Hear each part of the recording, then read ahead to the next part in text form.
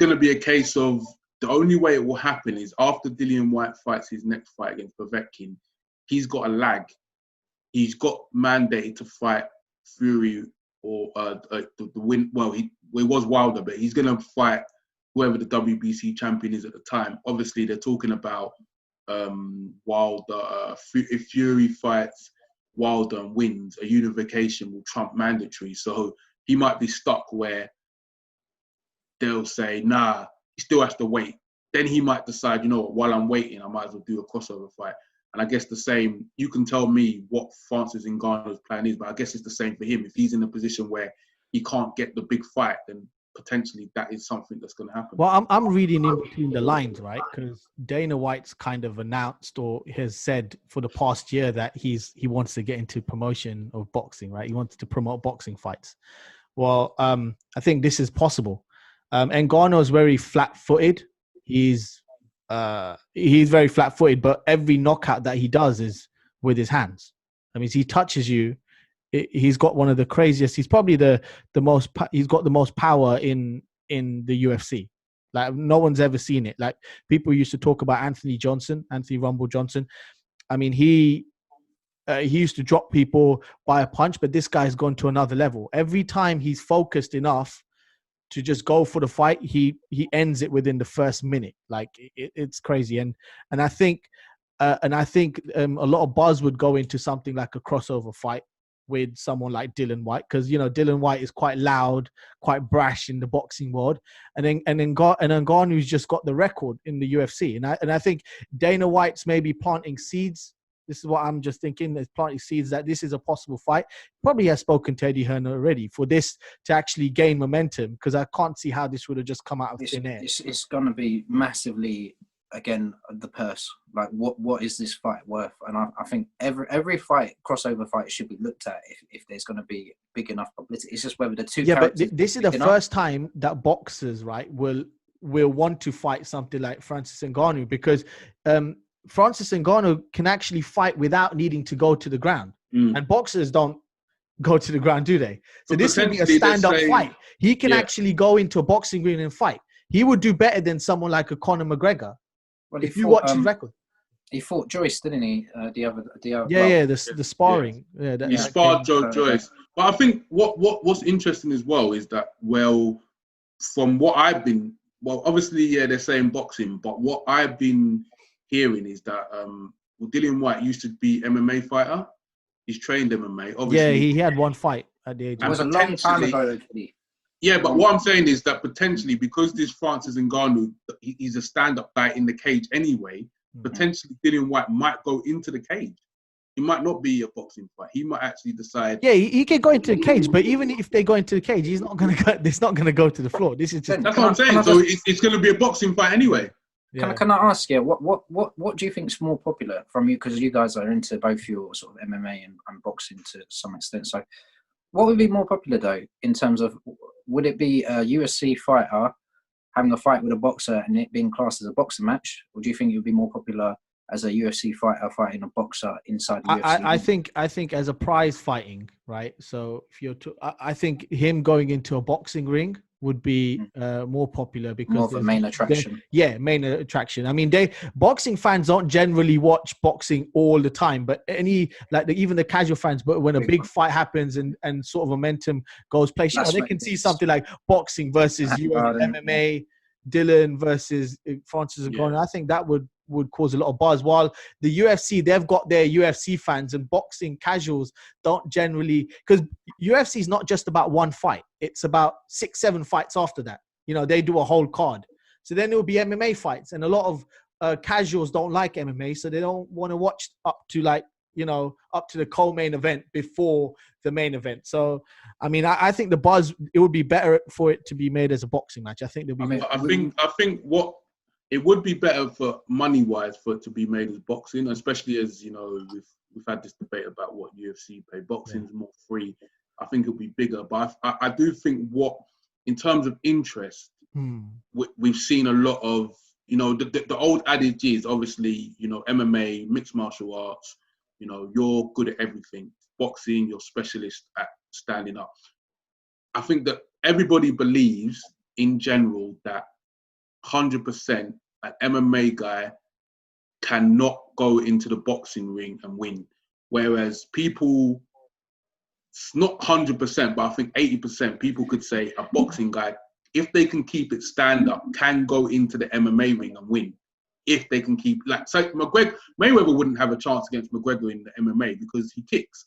Right. But if it could be kept stand up. Yeah, but it won't be like that. But I'm saying for this fight. But if you put it in the cage, even with this fight though, even though like from what I'm thinking in terms of the way Ngannou fights will be stand up, if you put it in the cage, there's a possibility that Ngannou might just go, technically, I'm just going to take Dillian Whyte to the ground.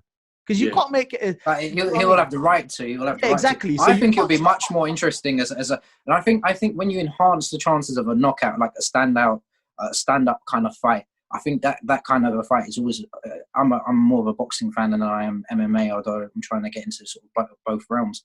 But I think there's nothing more attractive than two people just hammering each other out in terms of a sport perspective. So remember, as an example, we've already seen it, right? James Toney versus Randy Couture. Randy Couture taking, as soon as the fight started, James Toney, okay, he was unhealthy. He didn't look fit as a fighter, but Randy Couture just took him to the ground and pounded him until he won. In this case, I don't think Francis would do that. And Dillian Whyte probably will work on his takedown a lot better than someone like James Toney didn't even work on his takedown. So, but also there's this momentum with John Jones, with Ngannou. So I don't know.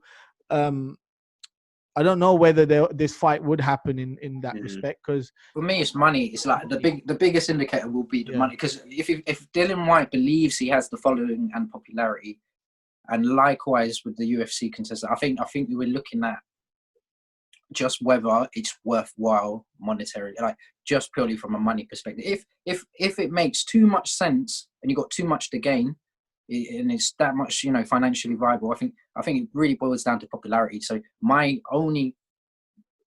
perspective would be, where the criticism could be, is, are they popular enough? Is he popular enough in the UFC with that following? Is Whyte popular enough with the boxing fans? Like, will they be able to get enough people to commit and create enough hype for it to be as big, or it's never going to, it's not going to be as big as McGregor and no, it won't. But I think it could be the start of something, and and this time I think it's an even playing field in terms of the striking. But I agree. I think this will be a much more of a. But you believe that the UFC fighter could also have a chance of. I think if it was in a boxing ring, Dillian Whyte would win, because obviously he'll start jabbing, and Ngannou has shown to get tired. And Ngannou's a big puncher, so if he lands that one big punch, Dillian Whyte will be out. It's just as simple as that. It's like Whyte will probably be aware of those kind of tactics. Exactly. So in the boxing ring, he's more likely to adjust to tire someone like Ngannou out. I think it'll be more interesting than MMA ring, and from what I've seen of Ngannou, he's a guy that just comes forward and slugs. I think Dillian Whyte, and as well, Dillian Whyte could go. He's got more power than Dillian Whyte, though. Well, that's another thing as well. I'll ask you afterwards, but I do think that in an MMA ring it'll be more interesting. One thing is, that with boxing, obviously UFC fighters don't get paid more than boxing. So if the fight was in a boxing, it's gonna be risk reward, because that's the way in boxing. That's how it's looked at. But in Ngannou, he ain't got no risk, because what if he loses in the boxing ring? Who cares? Reward, he's probably going to make more money than he's ever made in UFC. Facts. Dillian Whyte is going to be a big fight for him. Obviously, there is a risk that if he loses to Ngannou, he's going to be very embarrassing for him. But I think he'd take it. But obviously, going back to what you just said, Rishi, there is a debate who hits harder, because you just said MMA, but I heard boxers hit harder. No. So boxers in striking hit harder, obviously, because they use their hands all the time. Like, why wouldn't they hit harder? But this guy, you got to remember, it's different from hitting. So boxers, whenever they fight somebody, they put their gloves on. They put 12 ounce, 10 ounce, 8 ounce, 16 ounce, whatever ounce of glove, they put gloves on in order to fight, whether they're sparring or whether they're fighting, for real or in a big fight. But MMA guys, they just put small gloves on. is closest to bare knuckle boxing. Yeah, So it's less padding. striking is very different in something like MMA to boxing. You can't do half the tactics. Like, for example, Mayweather's tactics would not work in MMA. You could not put one hand covering the chin Like this, and and one just hand walk down. forward. Hey, you Yeah. literally have to cover your face, because if you get landed a couple of shots, you're getting bruised, you're getting cut.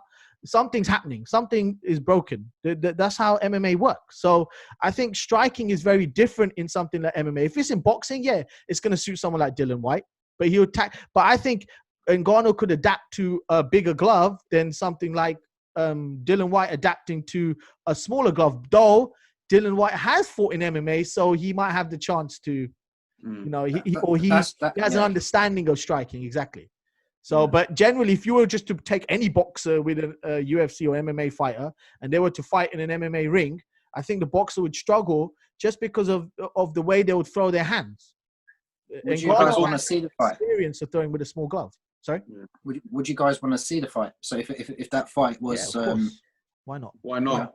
Yeah, it's the intrigue. Like people always saying it. Boxers have had this argument with MMA fighters for a long time, you know.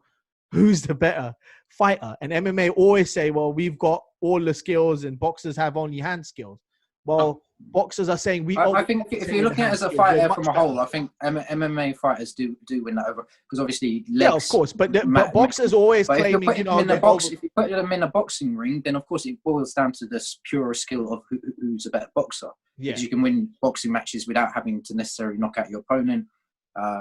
You know, whereas I believe like that his game is built on a lot of knockout power, and he's ended quite a few opponents really early on. So I think it'll be a nice slugfest. Yeah, the thing right now is, and I think it's well, just sticking to boxing and MMA. Why I personally feel why this fight is being talked about, because obviously, White's got MMA background, but we're not going to see, you know, we obviously won't not go off topic, talk about Joshua Fury, but we're not going to potentially, a big part of sports is the gate, you know, like in football, they're getting away with it. But boxing, you know, like Fury, I think Fury Wilder, the second fight, done 16 million at the gate. It's big business. Now, if you've not got fans there, that means that a lot of the fights are not really going to be financially viable. So the only way to make financially viable fights is potentially having fights that intrigue the audience so that you can get people to tune in on pay-per-view, because that fight will be a pay-per-view fight. So that's why I think you're going to see like people, especially people like innovators like Eddie Hearn and Dana White, they're going to be coming up with these things because they know that we ain't got no crowd, so we need to get people to watch on TV. We need to intrigue them in, because nobody's going to... Chidi, we are thinking quite short term here, because we don't know, like this time next year, whether everything potentially has gone back to being crowds and stuff. So maybe if they can hold off even for 12 months, but that's the thing in boxing, and I think a lot of people have learned is that in boxing, you know, boxing is a sport where if you don't take your chance, like Dillian Whyte had a chance to fight Anthony Joshua in April last year. He turned it down because he wanted more money. Joshua goes on to fight Andy Ruiz, loses all the belts. Dillian Whyte's still waiting for his title shot. Wilder has now lost the belt, so now he's got to wait for a rematch to happen, and he still might not get his title shot because Fury might go into unification with Joshua. So in boxing, you need to take your chances while they're there. So people are not going to think, oh well, in 12 months' time, 18 months' time, crowds will be back. Let's just wait. Especially in a sport like boxing where you're not training and you need to keep active, and it's not like you're just football where you're getting paid every week regardless. You're self-employed. You only get paid when you fight. So if an opportunity is there, a crossover fight, it's intrigue, the money's on the table, they're going to take it. That's what it's going to come down to. No one's going to wait anymore. People are going to say, if they turn around and say, Joshua Fury, the money's in Saudi Arabia, they're going to take it. Like, people now are going to be like, no, whatever's there, we need to take, because we don't know what's going to happen, and you can't wait. Yeah. So do you anticipate this fight genuinely happening in like the next 12 months? Can you genuinely see that happening? Well, with the way the situation is right now, this is probably the best chance to do it. Yeah.